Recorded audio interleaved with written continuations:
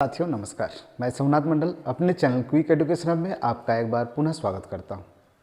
आपको जो नवोदय की सीरीज हमारे चैनल पर दिखाई जा रही है उसमें आज हम आपको गणित विषय में लघुत्तम समापवर्तक एवं महत्तम समापवर्तक की जो अवधारणा है उसके आगे की जो कंसेप्ट है उसे मैं बताने का प्रयास कर रहा हूँ, जिसमें अपवर्त या अपवर्तक क्या है।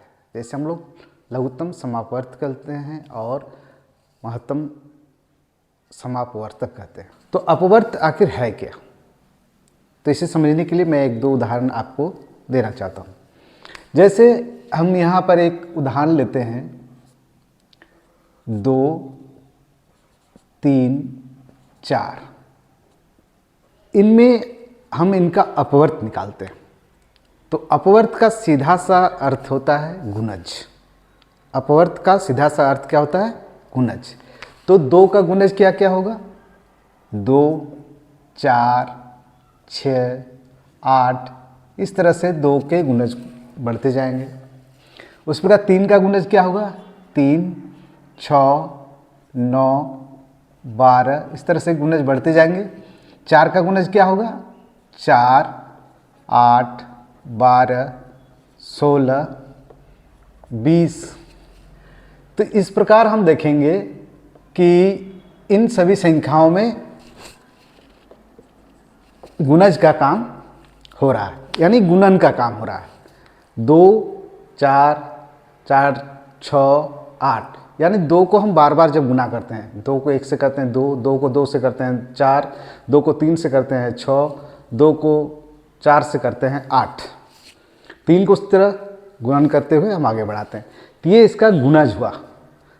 तो इस भाषा में हम कह सकते हैं कि 2 का अपवर्त ये गुणज अंक है, 3 का अपवर्त ये गुणज अंक है और 4 का गुणज ये है। तो ये 4 का अपवर्त हुआ। अब हम इन अपवर्त्यों से सम अपवर्त निकालेंगे। ये अपवर्त हुआ हमारे। अब इससे हम सम अपवर्त निकालेंगे। तो सम अपवर्त हमारा क्या क्या होगा? इसमें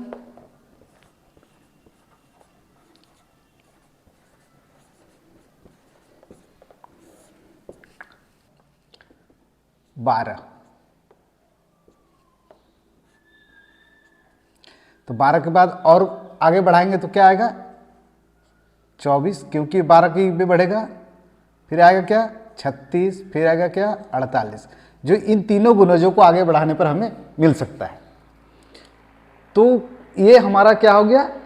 सम अपवर्तक अपवर्त। ये हमारा सम अपवर्त हुआ। यानी 2 के गुणज को हम जब बढ़ाते हुए आगे बढ़ेंगे तो जो अपवर्त हमारा तीनों के लिए रहेगा वो ये सब संख्या रहेगा, 12, 24, 36, 48, इस तरह से ये आगे की ओर बढ़ते हुए चला जाएगा, सम अपवर्त। अब इसी से हम लोग क्या निकाल सकते हैं? लघुत्तम समापवर्त। तो 2, 3, 4 का लघुत्तम समापवर्त क्या हो गया?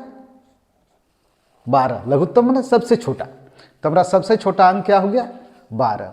तो इस प्रकार 2, 3, 4 का लॉसो क्या हो गया? 12। तो इसे हम और विधि से लघुत्तम समापवर्त निकाल सकते हैं, लेकिन ये जो सबसे सरलतम विधि है, आप इससे अच्छी तरह से समझ लीजिएगा तो आगे में लॉसो की कोई दिक्कत नहीं आएगी। तो इस तरह से ये अपवर्त का कंसेप्ट हुआ। अब आइए शुरू करते हैं अपवर्तक हम लोग कैसे समझते हैं। आइए अब हम लोग अपवर्तक को जानें।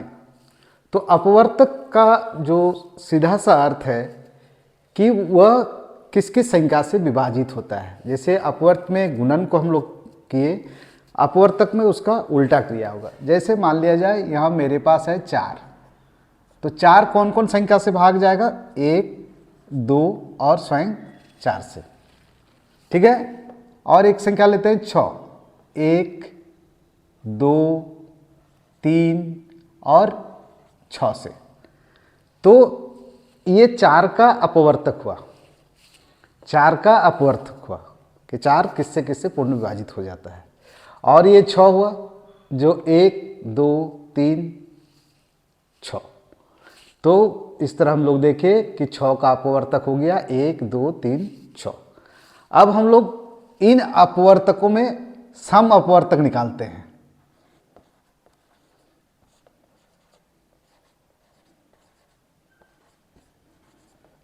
तो सम अपवर्तक अगर देखने जाएं तो यहाँ आता है 1 2 और कोई संख्या नहीं मिल रहा है, तो सम अपवर्तक ये 2 संख्या हो गया, 1 और 2। अब इसी से हम लोग निकालते हैं मौसो, महत्तम समवर्तक।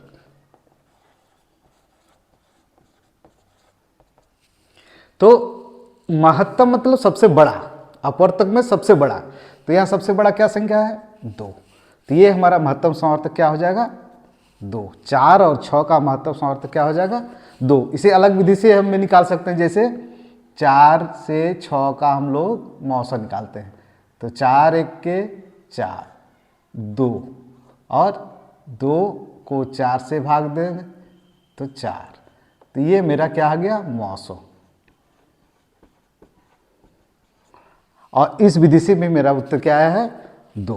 तो इस तरह लघुत्तम समापवर्त्य और महत्तम समापवर्तक का कंसेप्ट आपको आसानी से समझ में आ गया होगा।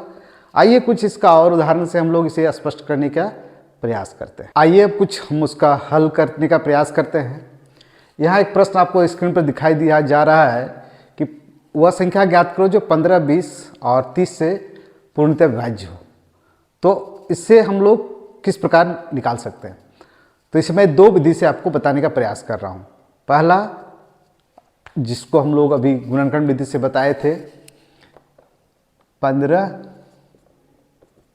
20 और 30।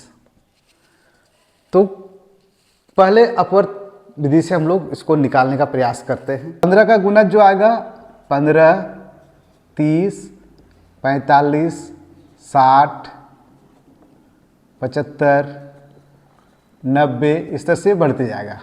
20 का जो होगा 20, 40, 60, 80, 100 ये बढ़ते जाएगा। 30 का जो होगा 30, 60, 90, 120 और इस तरह से ये बढ़ते हुए जाएगा। तो अब हम लोगों को वह छोटी से छोटी संख्या बताने बोल रहा है जो तीनों से विभाजित है। तो यहाँ हम देखेंगे हमारा कौन कौन संख्या विभाजित हो रहा है। तो पहला सबसे छोटा संख्या 60 जो तीनों में है। उसके बाद और आगे तरफ यदि बढ़ जाएंगे तो 60 का गुणज में ये बढ़ेगा, 60, 120, 180 के गुणज में ये बढ़ते हो जाएगा। तो इसमें हमको सबसे छोटी संख्या ज्ञात करना है। तो वह सबसे छोटी संख्या क्या होगी जो इसका लॉस होगा, यानी 60। तो 15, 20 और 30 से जो सबसे छोटी संख्या होगा जो उससे पूर्ण विभाजित होती है वह होगी 60। तो इस तरह आप लोग लॉसों को इस तरह से बनाने के लिए समझ गए होंगे। दूसरी एक विधि है जिसे मैं बता रहा हूँ 15, 20 और 30। इसे मैं इस प्रकार से बना रहा हूँ। तो जो सबसे छोटे अंक है उसे हम लोग पहले इसे कटाने का प्रयास करेंगे 2। तो 2 से 15 नहीं विभाजित है, उतार दे रहे हैं 10, 15। अब चूंकि एक ही संख्या कटेगी 2 से, इसे छोड़ते हैं 3 से लेते हैं, 3 बचे, फिर 5 से चलाते हैं, 5, 2, 1। अब इसका लॉस हम लोग निकालने का प्रयास करते हैं। तो यहाँ 2 गुना 3 गुना 5 गुना 2।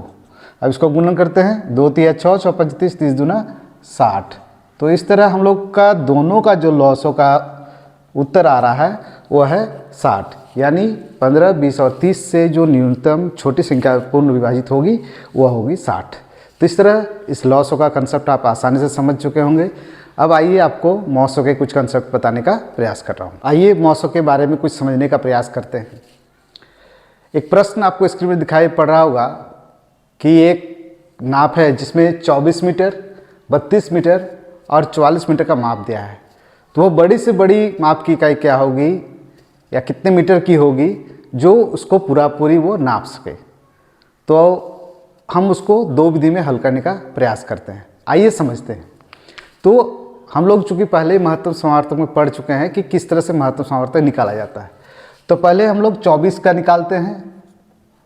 24 किससे किससे विभाजित होता है, 1, 2, 3, 4, 6, 8, 12 और 24। 32 किससे विभाजित होगा?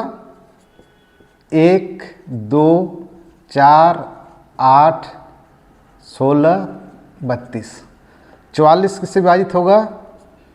1, 2, 4, 11 और 44। तो इसका हम लोग मौसो देखेंगे। तो पहला जो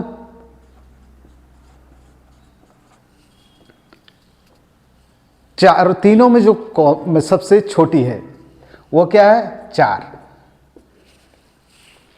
4 जो है सबसे छोटी यहाँ अंक हमको प्राप्त हो रहा है, जो ये सब में विभाजित होता है।